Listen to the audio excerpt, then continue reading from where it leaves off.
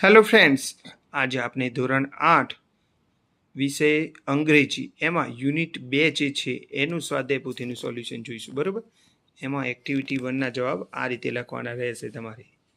બરાબર,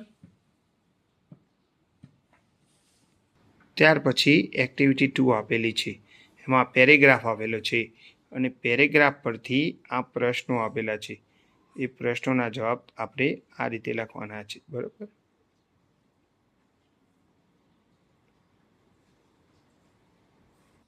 ત્યાર પછી આ એક્ટિવિટી 3 આપેલી છે. આ રીતની એક ટેબલ આપેલું છે એનિમલ્સનું, અને ટેબલને આધારે નીચે આપણે જે માહિતી ભરવાની છે એ આ રીતે ભરવાની રહેશે.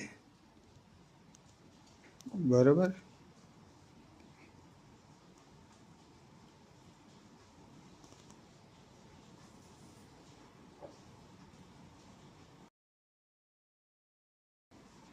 ત્યાર પછી એક્ટિવિટી 4 આપેલી છે.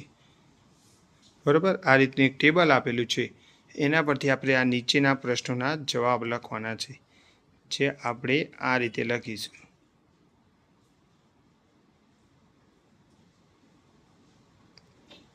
પ્રશ્ન 2માં દાહોદ ભુજ આપેલું છે, જે મારી ભૂલ થયેલી છે એટલે ચેક છે.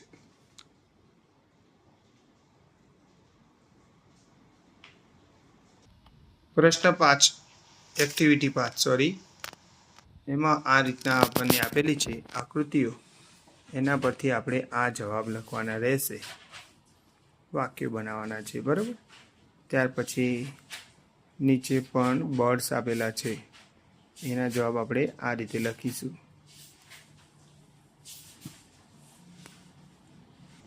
ત્યાર પછી આપણે 4માં એનિમલ આપેલા છે, એના વાક્યો આપણે આ રીતે બનાવીને લખીશું. બરાબર, ત્યાર પછી કેટલીક વસ્તુઓ અને એની કિંમત આપેલી છે, એના વાક્યો આપણે આ રીતે બનાવીને લખીશું.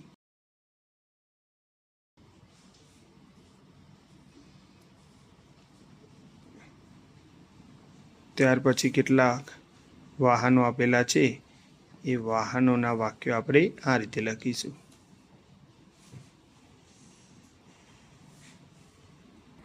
ત્યાર પછી એક્ટિવિટી 6 આપેલી છે, એના જવાબ આપણે આ રીતે લખવાના રહેશે. બરાબર, પછી એક્ટિવિટી 7 આપેલી છે, એના જવાબ આપણે આ રીતે લખવાનો છે. આ છે એક્ટિવિટી 7ના પ્રશ્નોના જવાબ, જે બીજા પેજ ઉપર આપેલા છે તે તમારે આ રીતે લખવાના રહેશે. બરાબર, ત્યાર પછી એક્ટિવિટી 8 આ રીતની આપેલી છે આપણને. તો આ છે એક્ટિવિટી 8ના જવાબો, આ રીતે આપણે લખવાના રહેશે. બરાબર, અને આ છે છેલ્લું ફન ટાઈમ, જે આ રીતે લખવાનું રહેશે તમારે. તો ફ્રેન્ડ્સ, આ સાથે આપણો વિડીયો પણ પૂર્ણ થાય છે. તો મારી આ ચેનલ જરૂરથી સબસ્ક્રાઈબ કરજો, જેથી આવા અમે શૈક્ષણિક વિડીયો બનાવીને વિદ્યાર્થીઓ સુધી પહોંચાડતા રહીએ. Okay, good bye.